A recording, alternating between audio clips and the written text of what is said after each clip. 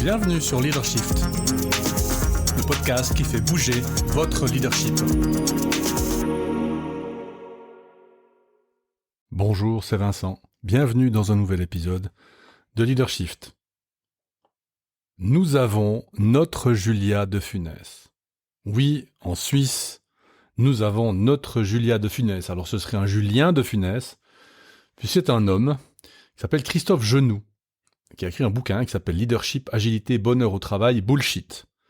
Alors vous voyez que la fin du titre du bouquin nous renseigne sur la posture de Monsieur Genoux, qui est une posture d'attaque, de polémique, réfléchie et organisée. C'est pour ça que je le compare un petit peu, peut-être abusivement, mais aussi finalement à Julia de Funès, qui fait le même genre de critique philosophico-managériale, etc.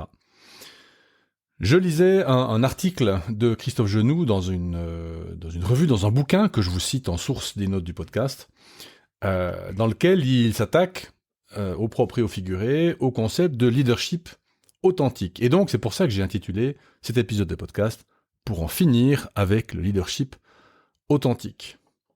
Alors j'ai demandé à ChatGPT de résumer l'article. J'ouvre les guillemets. Cet article explore la notion de leadership authentique et critique l'idée que ce type de leadership puisse être parfois une quête narcissique d'une identité factice. C'est, entre guillemets, le sous-titre de l'article. Je réouvre les guillemets. Genoux met en lumière les dangers potentiels de cette approche, notamment en soulignant comment certains leaders peuvent se concentrer davantage sur la construction d'une image de soi idéalisée plutôt que sur des actions authentiques et bénéfiques pour leur organisation et leurs équipes. L'auteur examine également les implications de ce type de leadership pour le bien-être des employés et la performance organisationnelle, en suggérant que la recherche d'une authenticité superficielle peut nuire à la confiance et à la cohésion au sein des équipes. En conclusion, Genoux appelle à une réflexion plus profonde sur ce que signifie réellement être un leader authentique et encourage les leaders à adopter une approche plus sincère et transparente de leur gestion. Fermez les guillemets.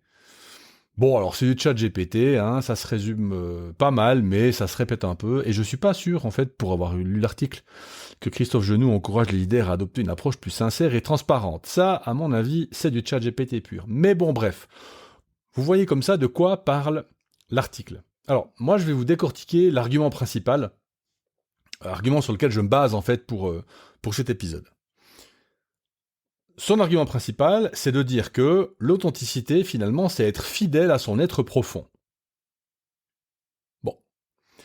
Du coup, cette hypothèse, être fidèle à son être profond, en fait, est composée de 3 sous-hypothèses. 1, l'être profond existe. 2, il est possible de le connaître. 3, il est souhaitable de lui être fidèle.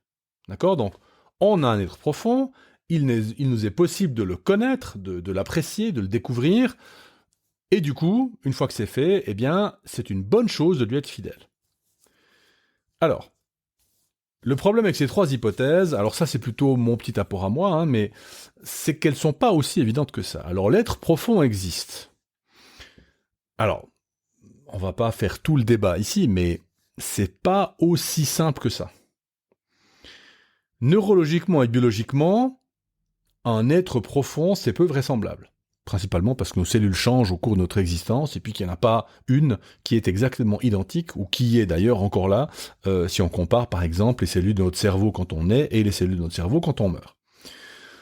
Psychologiquement, c'est pas évident non plus, puisqu'on sait par exemple que les souvenirs sont reconstruits quand on les sort, et sont reconstruits quand on les stocke de nouveau.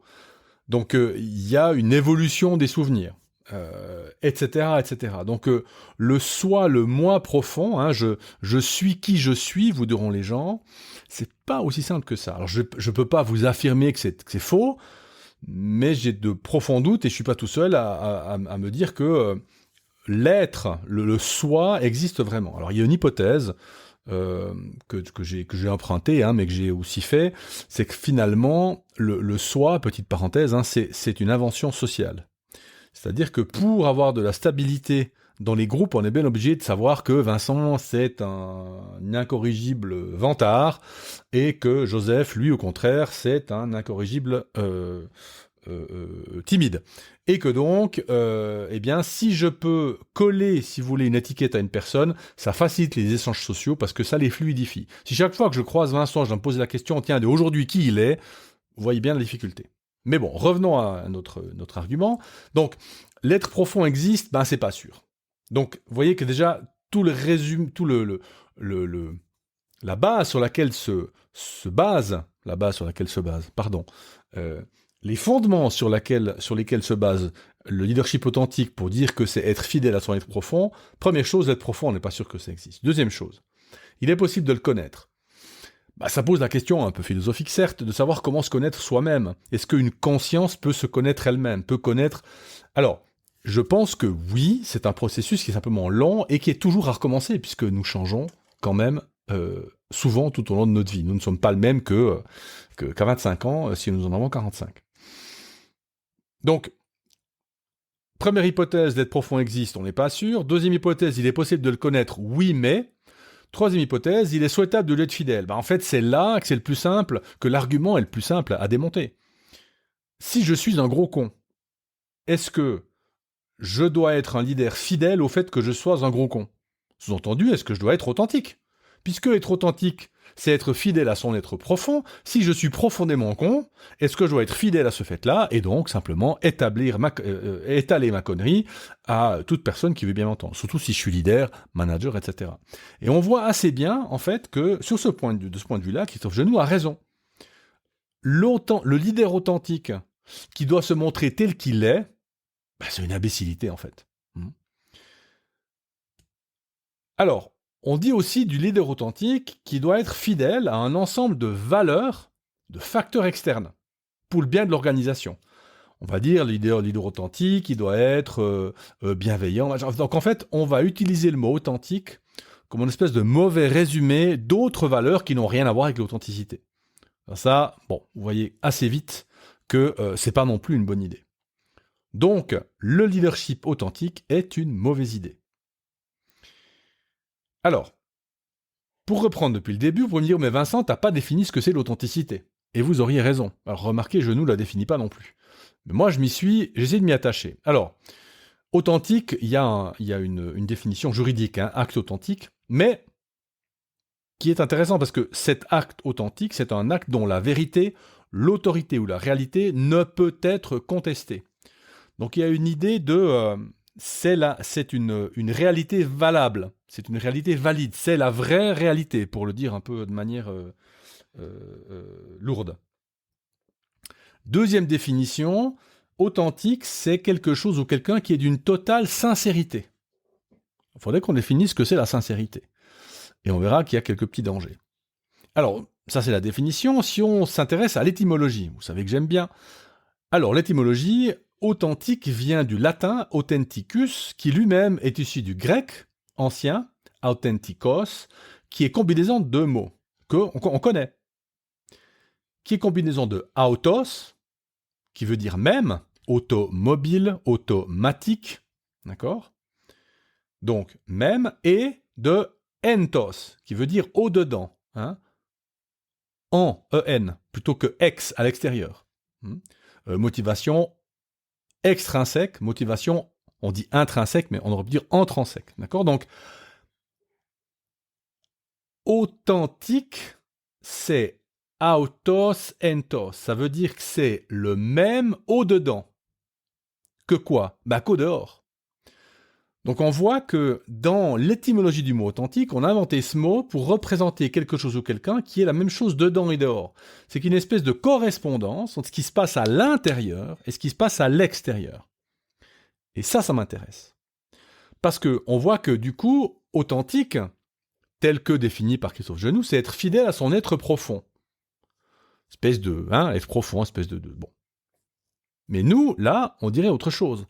On dit simplement que être authentique, ça veut dire que on doit être quelque part pas transparent au sens mauvais du terme, mais que ce qui est à l'intérieur peut être le même que ce qui est à l'extérieur. Ou il faut qu'il y ait transmission de ce qui se passe à l'intérieur vis-à-vis de ce qui se passe à l'extérieur.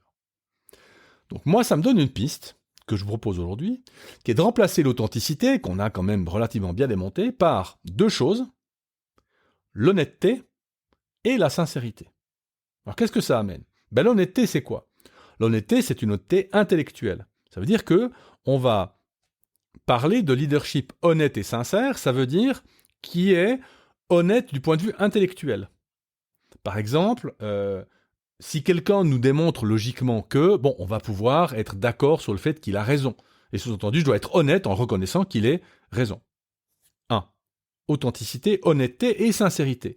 Et moi, la sincérité, je la prendrais plutôt du point de vue affectif. C'est-à-dire que je suis sincère sur l'effet que les choses ont sur moi. L'effet affectif, donc l'émotion. Et donc, ce serait assez cool parce que ça veut dire que l'authenticité, on remplacerait par une composante cognitive, logique, raisonnable, et une composante affective, émotionnelle. Donc, on parlerait de leadership honnête et sincère, qui permettrait d'éviter de parler du fameux moi profond, et puis de parler finalement que de sa logique et de ses émotions. Et vous noterez que du coup, logique et émotion, ce sont deux modes de fonctionnement qu'on peut exprimer assez facilement sans connaître son moi profond. On peut reconnaître sa propre logique ou son propre manque de logique sans savoir si on est qui on est finalement. Et pareil avec la sincérité. Je peux reconnaître que je suis en colère, par exemple, sans savoir pourquoi, ni comment, ni qui je suis, etc. Donc l'avantage, c'est qu'on parle plus de moi profond, c'est top, parce qu'on ne sait même pas s'il existe de toute façon. Donc voilà. Et puis, on remet une dose de réflexion dans le mix. Ça veut dire qu'on remet... Alors vous me direz, c'est peut-être pas dans le leadership, mais en fait, si, je pense, on remet une dose de logique, une dose de rationalité. Ce qui, vous savez, pour moi, me plaît toujours bien, puisque c'est une des seules manières que l'humain a de viser à l'objectivité. Alors, quels sont les problèmes ? On ne résout pas tous les problèmes avec ça. Le problème, c'est que l'honnêteté peut être un risque. Si je suis honnête et je dis à mon chef que sa logique n'est pas logique et que finalement... bon.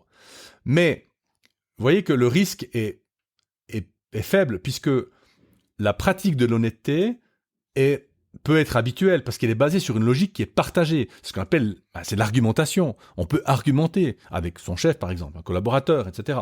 Alors, l'argumentation, c'est la partie logos de l'argumentation. Vous vous souvenez, on avait fait ça dans l'épisode, je sais plus, l'épisode sur la rhétorique.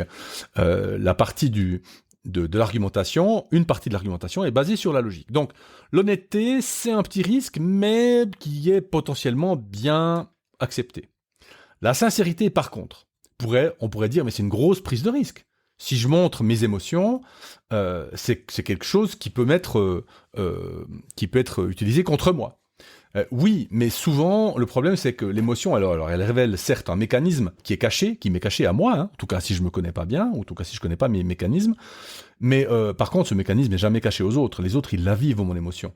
Donc finalement, c'est un faux risque, parce que le vrai risque, c'est de ne pas connaître mes déclencheurs.